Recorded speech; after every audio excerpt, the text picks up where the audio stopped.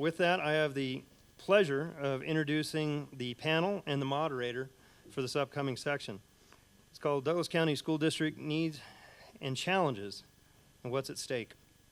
Our moderator will be Bryce Clutts. So I've had the pleasure of knowing Mr. Clutts for about, 15, 16 years, I'd have to say. In that respect, knew him a lot within the Nevada Associated General Contractors role, where we worked with the legislature and tried to find good solutions statewide. He's also a member of a gun club locally in Douglas County, so he does hunt on occasion. And he even says he actually gets some on occasion also. But he's also instrumental in helping make sure that the youth day for that activity goes off without a hitch and trying to help out in that respect. He has over 29 years of experience in the construction industry. He's currently the president and CEO of Metcalf Builders. With that, though, we also have the rest of the panel, which Mr. Clutts will come up here in a second to introduce. We will have, which also Mr. Clutts is a planning commissioner, so I thank him for that yeoman's task, and condolences at the same time, I think, at times. In that respect, we also have Keith Lewis, the superintendent of Douglas County School District, Sharla Hales, Douglas County Commissioner, Cade, which we may have gone to school together, so let's not talk about any of that. He's the Executive Director of Career and Technical Education, Douglas County School District. With that, Mr. Clutts, did you want to take it from this point? Yes, sir. You pull this thing out. We're mic'd up. They're mic'd up. How about?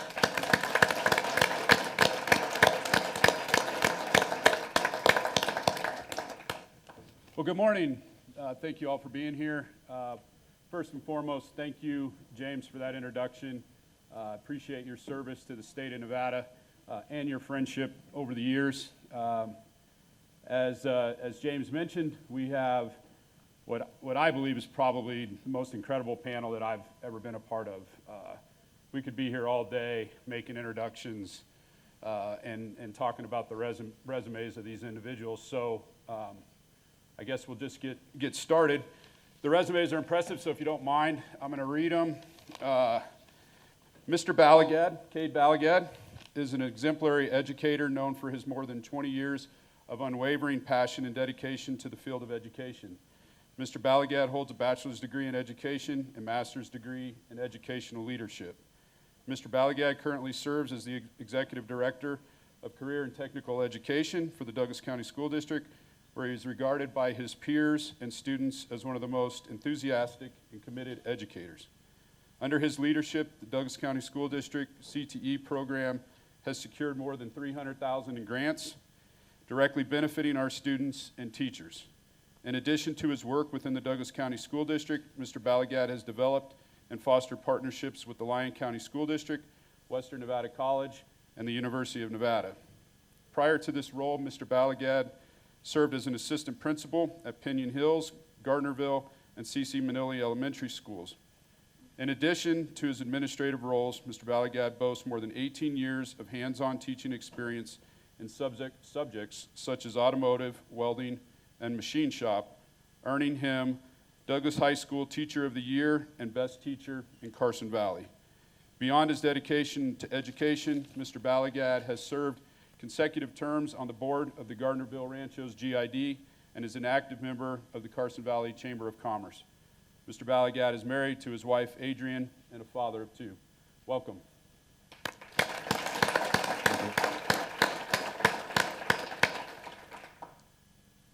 Sharla Hales. Ms. Hales has an impressive resume, so I'll move quickly to acknowledge her many accomplishments and years of service on behalf of the students of Douglas County. Ms. Hales received her Bachelor's of Arts and Law degree from BYU, has been the General Counsel for the Churchill County School District for more than 15 years, has been a Douglas County School District classroom volunteer, member of the involvement team, member of the district calendar committees, parent representative for the Douglas High and Menon Elementary School Site Accountability Committees, and member of the Douglas County School District Fine Arts Committee. In addition to her more than 30 years of volunteerism within the school district, Ms. Hales is a former board member and past president of the Family Support Council, member of Leadership Douglas County 2021, governor appointed member of the Teachers and Leaders Council, former board member and president of the Nevada Association of School Boards, former trustee of the Douglas County School District Board of Trustees, and valued Douglas County Commissioner. Ms. Hales is married to her husband, James, mother of 4 children, former guardian of 3 minor siblings, and grandmother of 7. How in the world did you accomplish that by 30? Welcome, Ms. Hales. Thank you.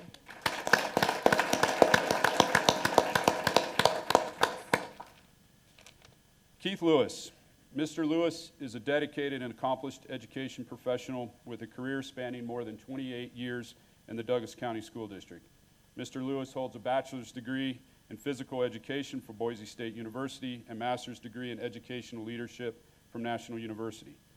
Mr. Lewis was the assistant principal of Carson Valley Middle School from 2005 to 2007, principal of Powaloo Middle School from 2007 to 2015, and executive director of human resources from 2015 to 2020.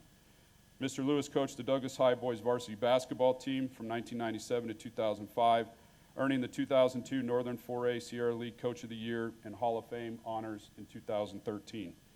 Mr. Lewis remains very active in youth basketball, serving as the co-director of the Carson Valley Basketball Association. Mr. Lewis currently serves as Vice President of the Nevada Association of School Superintendents, Governor-appointed Commissioner on the Nevada Commission for Professional Standards, Advisor to the National Council for Modern Teacher, member of the American Association of School Administrators, member of the Men in Rotary Club, and is our beloved Superintendent of the Douglas County School District. Mr. Lewis is married to his wife, Nicole, and is a father of 4. Welcome, Mr. Lewis.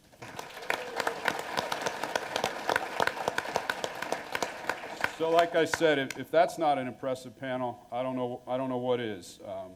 We got a lot to cover today, so we'll get right to it. To kick things off, I'll start with questions, and then Mr. Lewis will jump in to his presentation.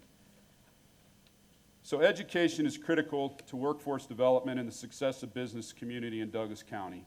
Recently, the Reno Gazette shared an article by U.S. News regarding the top high schools in the nation in Nevada. The article, as I understood it, ranked Nevada as number 8 in the nation, with 34% of Nevada high schools ranking in the top 25% nationally. Douglas High School was ranked number 25 in Nevada, and I know we'll get into some discussion about those rankings and whatnot. Mr. Lewis, can you educate us on the rankings that are most important to you and what we need to know about how those rankings are determined as we are attracting businesses to Douglas County and trying to dispel the myth that education in Nevada, that we're not up to par? Thank you.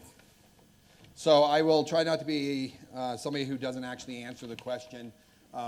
We knew this was going to be asked of us, and so I really wanted to kind of present Douglas County School District by the numbers. As we look at our business council and our workforce, and bringing people to Douglas County, you need to know what's going on in our district, and so I want to do some kind of quick bullets. First thing I would like to do, though, as I look out into this room, I would like all of you that have had children, either currently are being educated in the Douglas County School District or who have formerly been educated in the Douglas County School District, to stand up, please. And grandkids work too, yes. So a lot of people are vested. And you go ahead and sit down, but I just wanted to get a feel of the room. How many of you have had children go through the Douglas County School District? And I'm the proud father of a daughter who is currently student teaching in Boise, Idaho. And I can speak, not because I'm superintendent of Douglas County School District. She was prepared very well by our school district to go out and to be successful in whatever career that she wanted to do. And so I will probably push the wrong button. So I'm going to get through this. I'm going to go. So first of all, as you think about the Douglas County School District, we have been ranked as the top school district in the state of Nevada by niche.com, which is one of the most vast ranking out there. This morning, I learned that Douglas County is also the best school district in the state of Nevada for 2024 as well. And that's a result of amazing teachers, amazing administrators, and most importantly, our amazing support staff employees who represent and work every day as hard as they can for our kids. Currently, our enrollment is at 5,060. We have 4,780 students in the valley, and we're down to 280 students here at Lake Tahoe. Our high water mark was 7,322, and that was set in 1988-99, was the most students that Douglas County had in our history. That was broken down to 6,572 students in the Valley, and at one time we had 942 students here at Lake Tahoe. So with those numbers, our enrollment obviously has been declining, 2% on average per year since 2004-05 in the Valley, and 5% per year since 1997-98 up here at Lake Tahoe. Whether you know it or not, we are a very, very small sliver of the pie when you talk about the state of Nevada, and I'll hit on that a little bit more. Obviously, a lot of our rankings and a lot of our data is going to be Clark County and Washoe County. And so we are only 1.2% of the state's total enrollment. And so when you think of funds coming into public education, we get about 1.2% of those funds as well, close to that. So this is the slide that goes into to Bryce's question. If I had $100 for every time somebody reminded me that the state of Nevada is 50th in the nation in education, I wouldn't be here today. I'd be sitting on a beach somewhere. This is what people like to point out when they want to undermine public education. But what they don't do is they don't take time to really learn what that ranking entails. So I want to educate you a little bit this morning that entails we are 49th in the nation in educational funding per student. We actually do quite a bit for the funding, and I appreciate Governor Lombardo putting almost $2 billion into public education. That's certainly going to help us. We are 50th in the nation in what is called chances of success. So this is looking at students, families, the family income, the education of the parents, the employment of the parents, whether kids went to preschool. So a lot of factors that we don't necessarily control in public education go into that ranking. But what I really want to sell is that the state of Nevada is 18th in academic achievement. So why don't we need to celebrate that when it comes to academic achievement, we're 18th in the nation. Now, do we want to be higher? Yes, but it's not 50th in the nation, and I think we need to do a better job of selling that. This is the apples to oranges. You've probably heard this. You've probably seen it in the newspaper that Douglas County School District is failing the students of Douglas County. It's called a comparison of apples to oranges. In 2014-15, you see those proficiency rates of 89.3 and 90.2. That was when we had a high school proficiency exam that students had to pass to graduate. We remediated them over and over and over to get them across the finish line. A lot went into that. And we fast forward to 2022-23, and the ACT is now the test of which we measure whether our students are successful. It is a one-time test. In the state of Nevada, you only have to participate in the test. There is no score that you have to receive to graduate. And if only about 30% of our kids go to higher education, and now higher education is not necessarily even using the ACT or the SAT for college admissions, you have a test that lacks motivation of our students, but that is the one measure that they judge our schools on of whether or not our kids are successful. And so again, yes, there has been a decline, but we're not comparing the same thing. Our graduation rates, this is what we should be proud of. 91.7% of our students at Douglas High School are graduates. 89.5% are graduates at Whittel, and you will get a lot of fluctuation in all of our Whittel data, because when you don't have a whole lot of students, it doesn't take many to really skew your data. But we had 117 graduates with advanced diplomas. 85 of our graduates graduated with a college and career-ready diploma, which means that they participate in the CTE program that Cade's going to talk more about later. This is what I'm most proud of, an advanced placement. There's motivation in these tests because you might be able to waive some college credits if you pass. 74.5% of the tests taken, the AP tests taken at Douglas High School were passed by our students. Our Douglas High School students, 16 out of the 20 AP tests that were administered at Douglas High School, our students scored higher than the national average. And on average, it was 20.75% higher. So our kids are doing great. Our kids are smart. Our kids are coming out of our schools prepared. 75% of our CTE students, that was our proficiency rate on the workplace readiness skills test. Our average ACT composite was 17.8. That's 18.1 at Douglas High School and 14.7 at Whitell. And again, we only have 6 kids in the junior class and now 5 kids in the senior class at Whitell.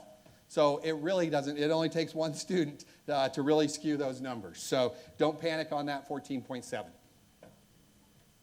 You look at Douglas High School across the rest of the state.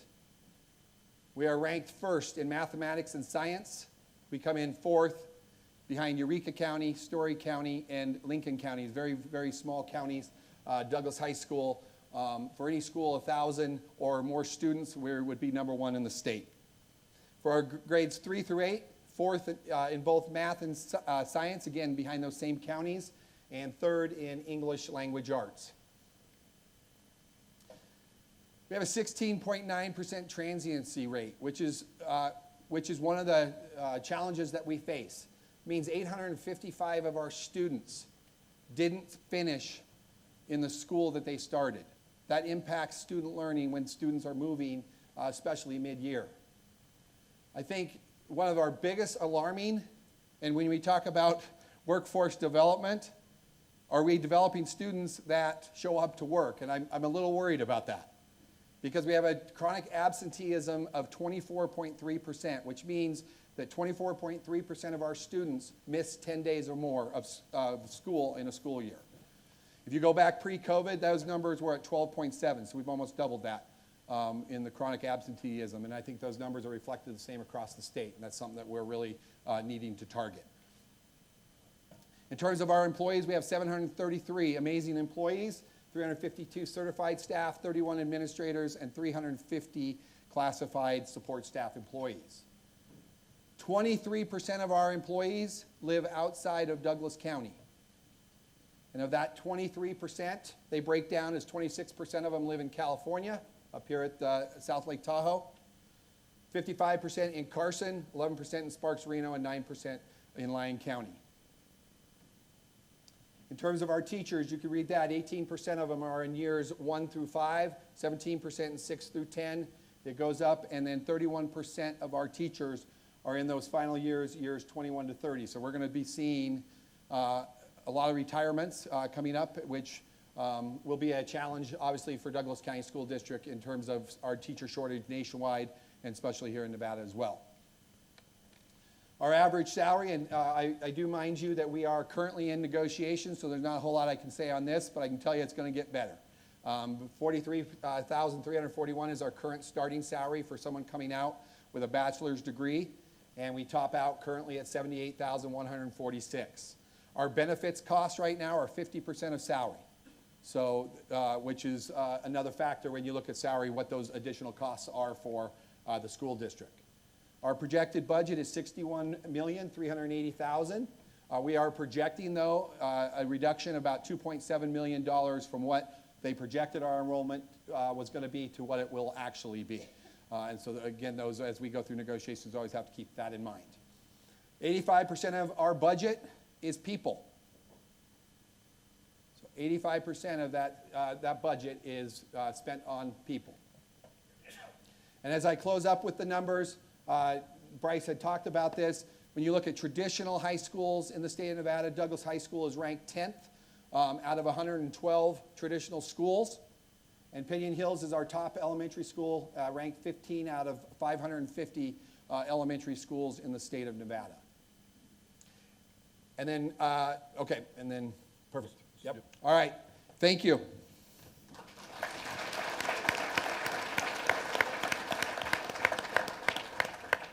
Wow, that's a lot of information. Thank you, Keith, for sharing that. I think it's really important as a father of 4, 3 of which have graduated from Douglas High School and 1 who's in elementary school at Scarcelli. I think it's really important, and Keith hit on it, that you're getting a great education in Douglas County. And I think our employers, our businesses, when we're relocating them here, we need to get that message out that this is a great community, this is a great business climate, and our kids will get a great education here.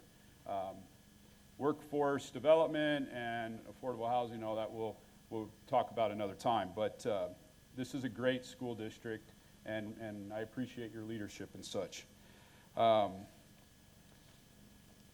There's been a lot of political polarization in recent years around the role parents and the school board play in the education of our kids. Recently, Douglas County has been in the news regarding some of these sensitive topics as well.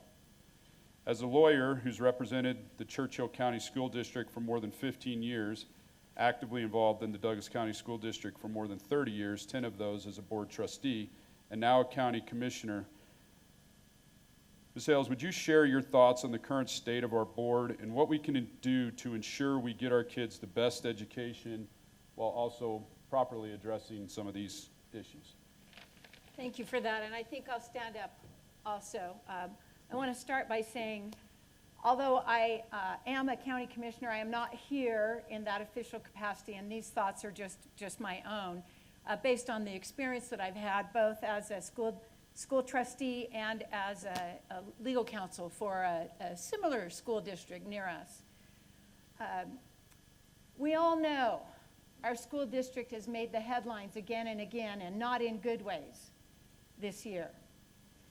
Those headlines are not good for business. When you are trying to recruit people to come live and work in Douglas County, if they have kids, they surely Google Douglas County School District. And when they see those headlines, it gives them pause. I'm getting a lot of head nods. This is something that we can all agree on. So let's talk about what can we do. Another note on those headlines. We know from research that there is a positive correlation between a good working relationship between the school board and the superintendent and student achievement. The better that governance team functions, the better our students will do in schools. And we know right now that functioning is broken. We saw that in the letter to the newspaper yesterday, funded by a PAC that supports a majority of the school board, where they take that apples to oranges comparison and say that our district is failing. And that is just simply inaccurate and inexcusable for supporters of our school board trustee to say that in our local newspaper. Because it's not true, and it's not good for our district, and it's not good for business. We know that there is a positive correlation between the longevity of a superintendent and student achievement. We also know that our current school board majority is undermining the ability of our superintendent to do his job. They have taken away his good working relationship with legal counsel. They are seeking to take away his ability to send communications to families. This undermining of the superintendent's role is going to create more bad headlines, and it's going to negatively impact student achievement. So that leads to this question. Is this level of disruption of our school district really necessary to uphold the preservation of our community's values? And I'm telling you, no, this is not necessary. There are ways to preserve our community's values without making these kinds of headlines. I want to just very briefly touch on three things: the materials in our schools, the instruction in our schools, and the way our schools work with transgender students. All right, the materials in our schools. We have policies, regulations, and processes formally put into place. So if anybody, if a member of the community, if a parent, if a student has a concern about a material used in a classroom or materials in the library, there is a formal process to bring that attention to this, to work it through the ranks so that it's looked at carefully. It's decided, is this appropriate, is it not appropriate? It goes through the actual process that's put in place. It goes through the superintendent and the school board ultimately to make these decisions. There is a perfectly great process in place. Is anybody using that? No, because it's easier to go out and grab the headlines. Regarding instruction, well, I just have to say, I have seen Douglas County parents who said, we don't like the material used in this English class. And you know what? I have seen those materials pulled. So I know that this process works. Regarding instruction, teachers cannot use their classroom to make political points. The school governance team, the administration, and the school board get to direct the instruction that happens in classrooms. So when a teacher veers off course of neutrality, they can be called out, and parents can call the teacher and say, there's a problem here. Students can speak up and say, there's a problem here. And I have seen a teacher removed from teaching, from his job, because he did not follow his administrator's directive to be politically neutral. So these processes work. Third, I wanted to touch on briefly the transgender issue has been a big deal, and I will tell you that our community values are that biological males use the male bathroom and females use the women's bathroom. That is what our community's values are.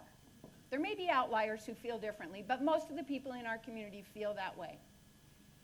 Unfortunately, we have a state constitution that provides protection for discrimination on this basis. So if a school district were to pass a policy prohibiting transgender use of the other bathroom, that would not be legally supportable. But I am here to tell you there are ways to uphold our community values without passing such a policy. And I know that because I have done that in the neighboring school district.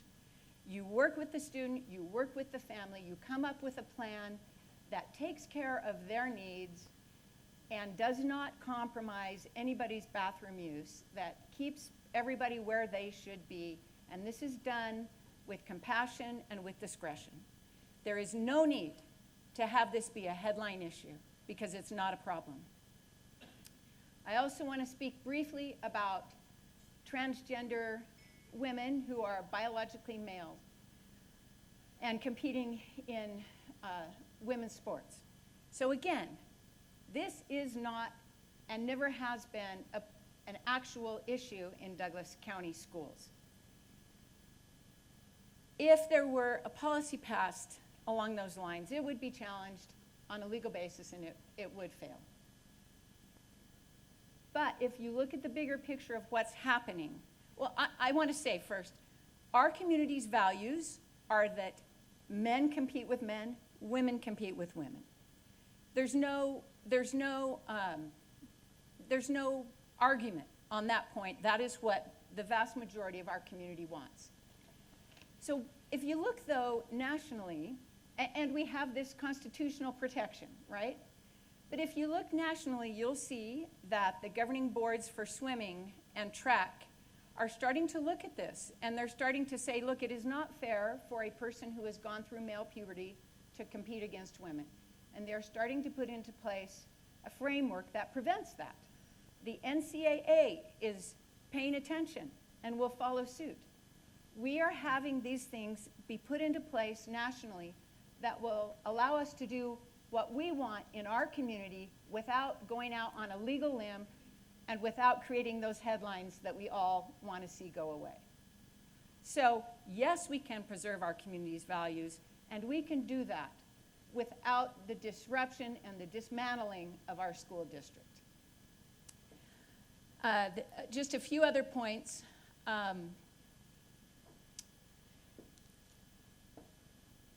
The point of preserving our community's values is not so that we can make headlines, so that we can say, look how conservative we are in Douglas County.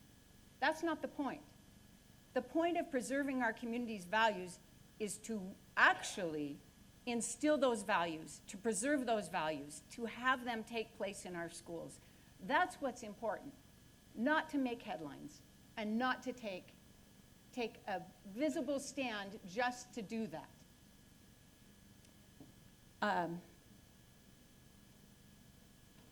How can the business community help? Well, considering how big an issue this is and how important an issue this is, I hope that you will stay informed and that you will contact school board members when you see something that you have an opinion on. I challenge you next year, during the 4 school board races that will be held, look for quality candidates and support them with your time and with your money. And if you need more ideas on what to do, see me after. Thank you for letting me. This is so important. Thank you.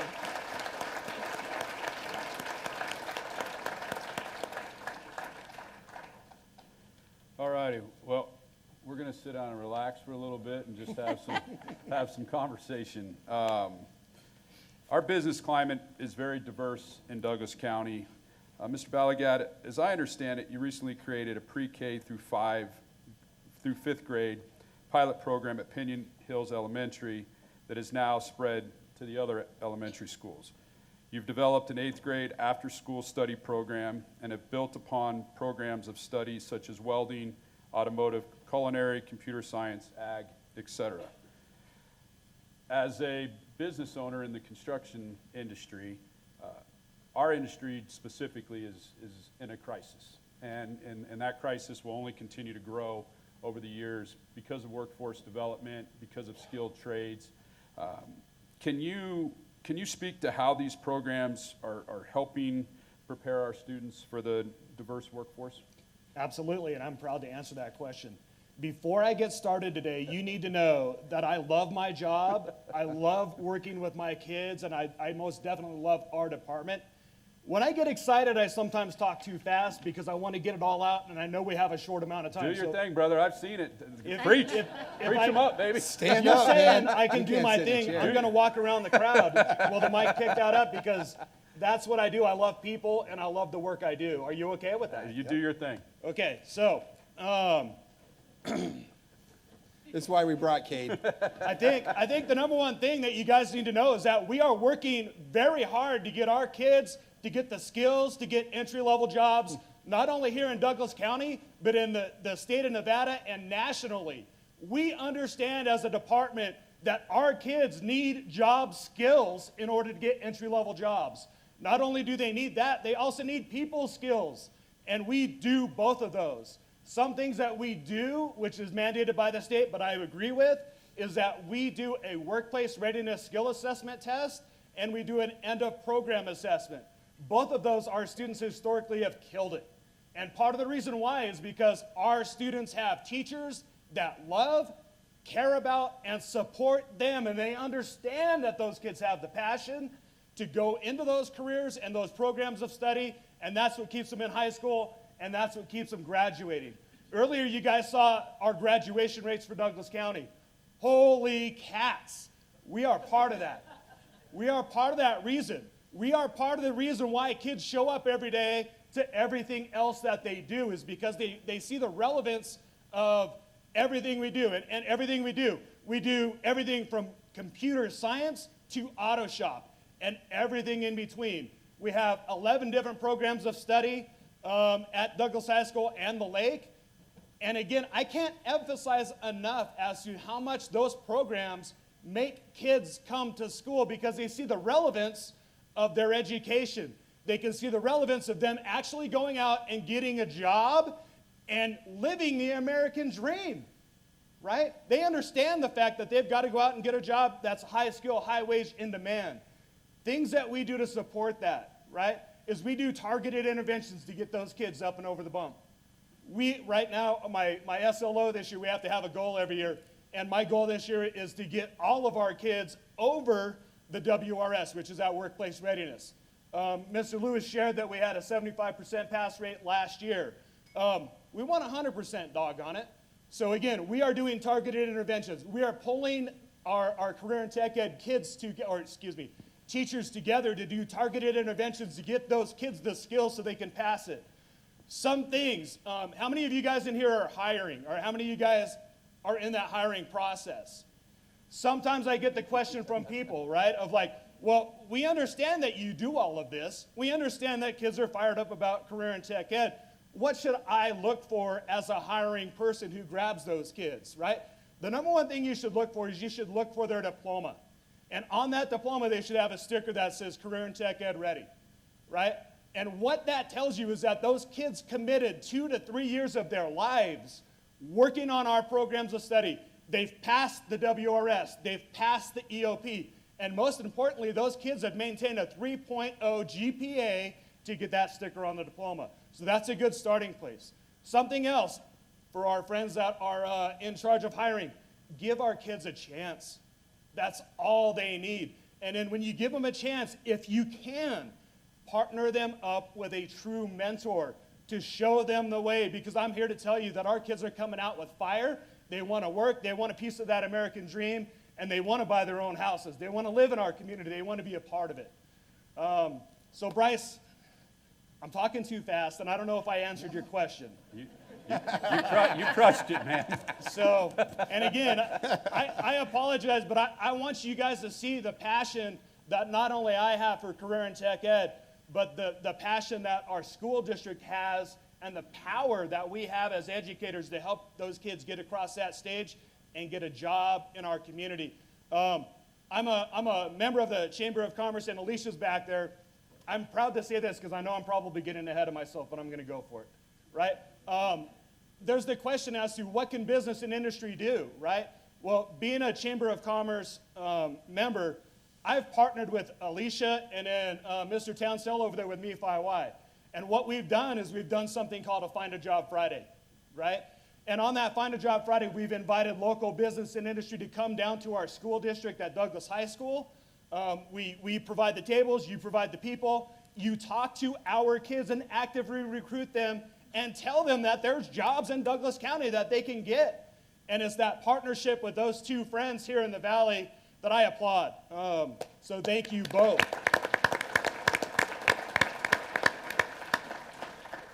And it's things like that's the future of education. We've got to partner. We've got to pull everybody in the community together. We've got to communicate. We've got to let kids know, hey, there's these jobs. These are your programs of study. Let's feed them in. Because at the chamber meetings, I always talk about one of Douglas County's greatest exports is our children. So if we can pull together, if we can let kids know through Find a Job Friday and other things like that, there's jobs here. You've got the skills. Let's hire them. Let's mentor them. Let's keep them here. I think that adds to, and Ms. Hales was talking about businesses. That's good business for Douglas County, right? Okay, so. You're good. All right.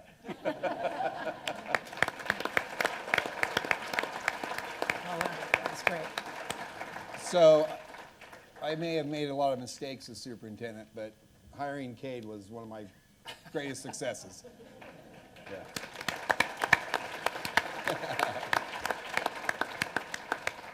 If you haven't had the pleasure of listening to Mr. Baligad speak before, you got a treat this morning. So this is how it goes every time. So thank you for your passion for our kids.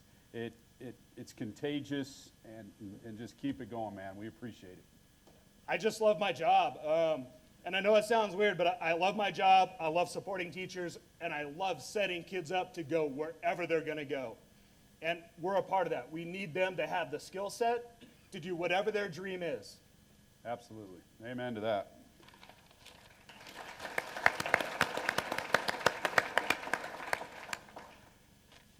Okay, there's been a lot of discussion around the cost of living in Douglas County and the effect that it's having on Douglas County School District's ability to attract and retain teachers. I happen to know that firsthand, as my daughter was a teacher for the last 4 years, one of which in Douglas County and then 3 in Clark County, wanted to move home. And unfortunately, it's just too expensive. She does live in Minden in a 1-bedroom apartment, but she can't afford that apartment at the current salary that is paid at the district, which is no fault of the district. We'll talk about that in a minute. So she ended up taking a job with the state, which is unfortunate because she has a passion for children and loves to teach. And so as we talk about this, hopefully as a business community, we can rally together to see how we can bring younger teachers back into our community so that, I mean, as you mentioned, 50, almost 49%, I think it is, of our teachers are in the latter stages of their career. And so we need to be able to attract young teachers. Mr. Lewis, can you educate us on the per pupil funding mechanism and how it translates to the pay scale in Douglas County and what the business community may be able to do to assist? So in July of 2021, the state implemented a new funding called the Pupil-Centered Funding Plan.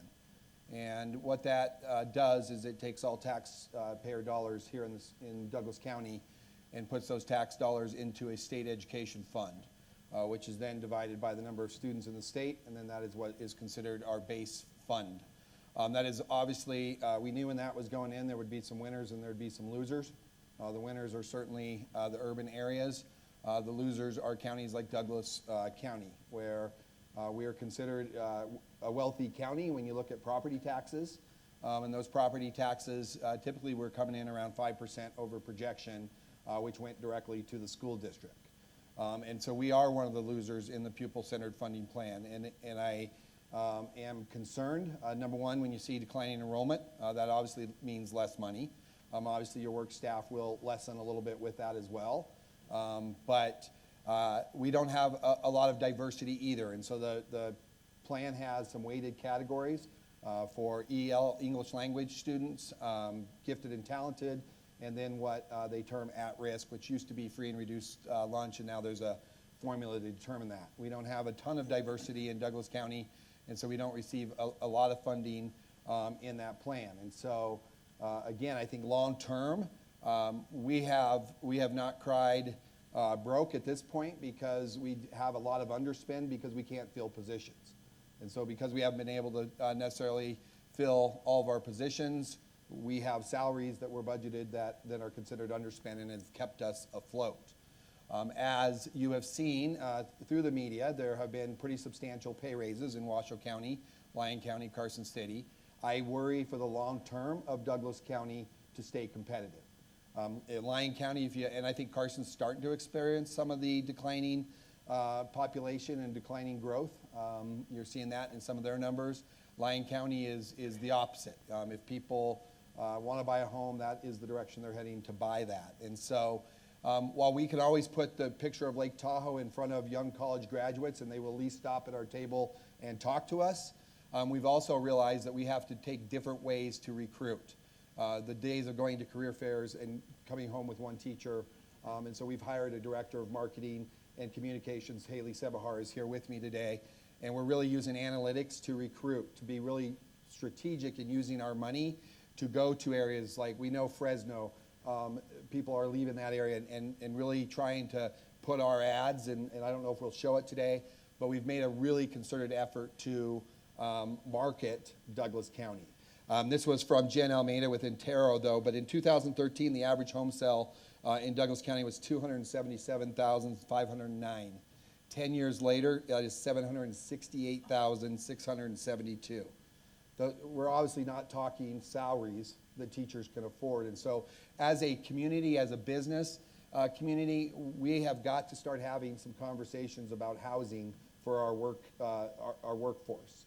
And we are hopefully going to secure 8 homes out of the Virginia Ranch property. They put some property aside for a school. Obviously, with the enrollment data that I provided you today, we have capacity in our schools right now for 2,400 more students. And so we're not going to need another school in the next 10 years, nor are we probably going to be able to pass a bond in this community to fund building a new school. And so to release that property early, we will get 8 homes, hopefully, that will get proved. But that would be 8 homes at $0 investment from the school district.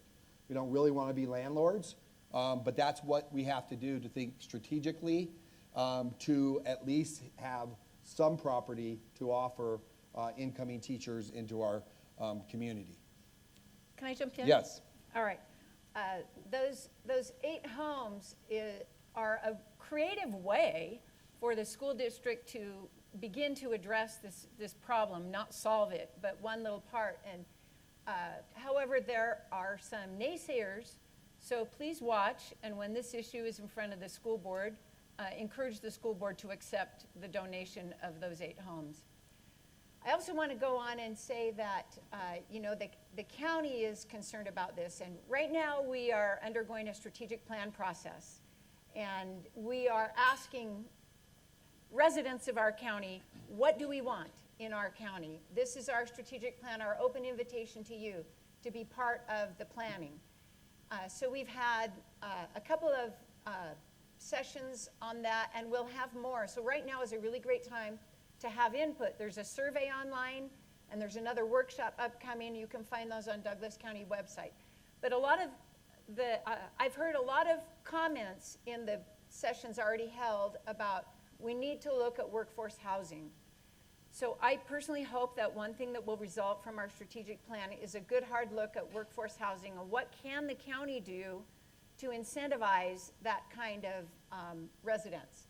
So please participate in our survey and in our strategic planning process and support county efforts to look at how it can play a little piece in helping to figure out workforce housing.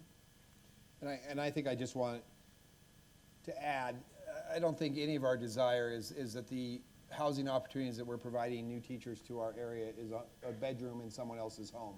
And that's really kind of what we're offering. And we fortunately have those opportunities, but it's probably not what people, and I know we all have to work up to, owning our new home, but in the absence of the rental market in our county too, this is really what we're able to provide a lot of our new teachers, or they're commuting from Reno and they're commuting from Carson City, and over time, that's not a long-term solution because with $5 a gallon gas, people make decisions that they can go elsewhere, and we lose them, and especially up here at the lake. That's even compounded to try to find workforce here for our lake schools.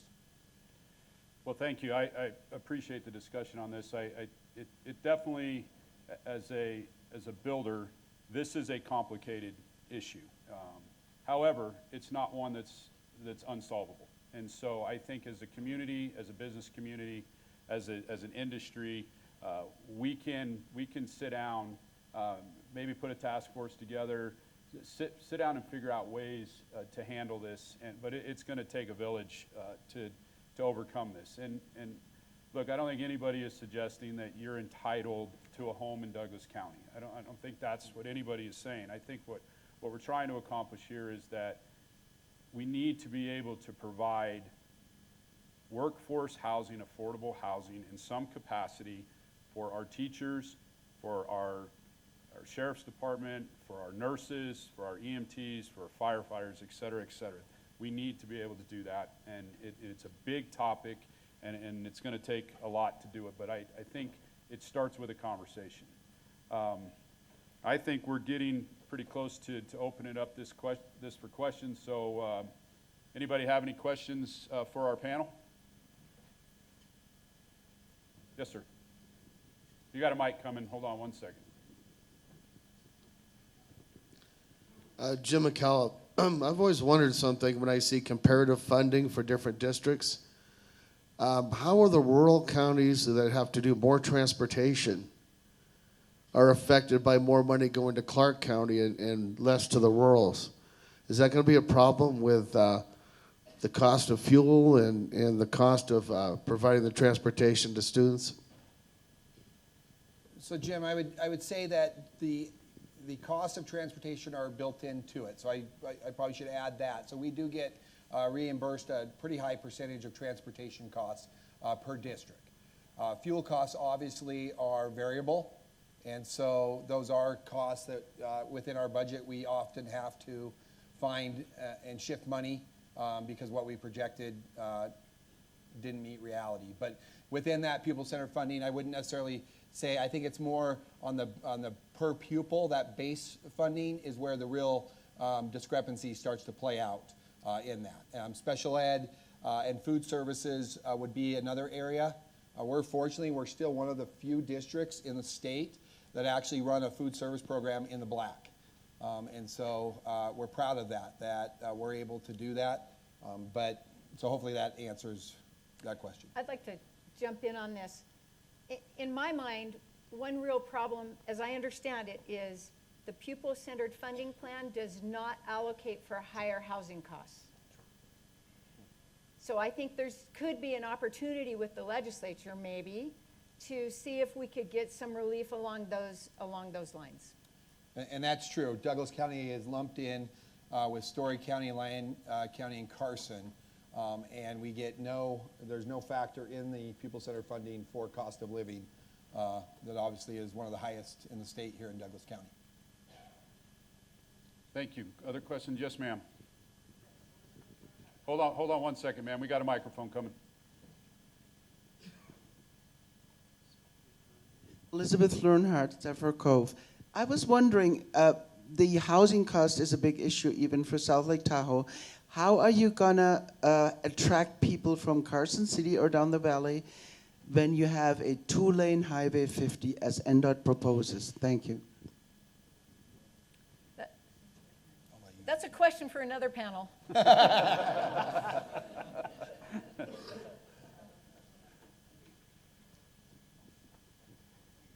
Hold on 1 second, Ms. Titus. 1 second. Dr. Titus, I apologize. Denise Baronio, I have said this publicly at school board meetings before, and I just want to support some numbers that Keith had mentioned earlier about the ACT tests. Now that is a mandatory test and really holds no weight to get into college for some kids who aren't going to a four-year college, I can attest that my own daughter said, I just went like this on the Scantron because she wasn't going to a four-year college, so didn't apply to her. So if we had a test where it actually held weight instead of being a mandatory test that doesn't, you would see numbers that reflect more accurately actually how our students are learning. So I think just supporting your numbers that unfortunately the ACT scores I don't feel support the learning level of our students in Douglas County. And Nevada is one of only 10 states that require every junior to take the ACT. So often, even when you're looking nationally, you're not comparing apples to apples. Dr. Titus up front, sir.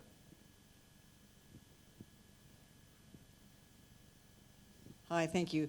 Robin Titus, I actually live in Lyon County over in Smith Valley, educated 6 generations of us at Smith Valley schools, but now I have 2 granddaughters going to Douglas County School. My daughter teaches as one of your school psychologists. Thank you for sharing her with us. Yeah, I was sad that my 2 granddaughters were not staying in Smith Valley, but the reality is that small little school couldn't offer them what they needed, and they saw Douglas County as an opportunity. So thank you for standing in.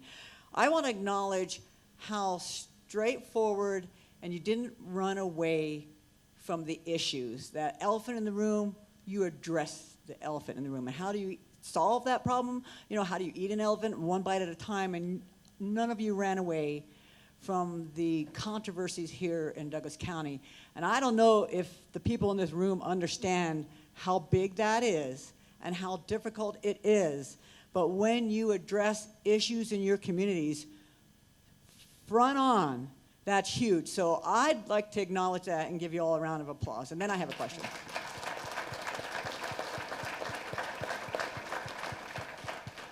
And it was worth the price of admission just to hear this panel. I just wanted you to know that. So you mentioned that the 16.4 transient rate is in Douglas County. Yes.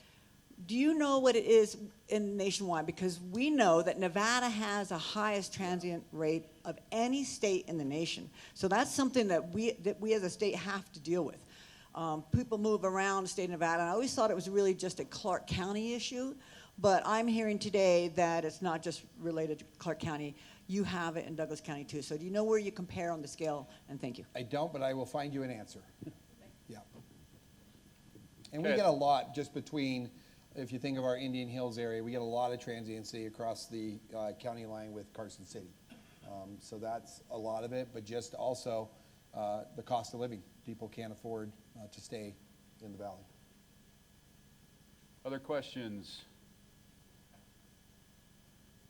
Okay, well, I once again, as a Douglas County resident, as a father of 4, all of which have been through this school district, who've gone on, 2 of them to graduate from the University of Nevada, 1 to get a master's degree, the other one is 19 years old, he's a senior at Nevada. They're all products of the Douglas County School District, and I thank you for your passion, I thank you for your commitment, I thank you for your service. This is an amazing school district, and I just hope our business community recognizes just the level of passion and commitment that our educators and administrators have. So thank you for allowing me to be a part of this, and I hope everybody enjoys the rest of their day.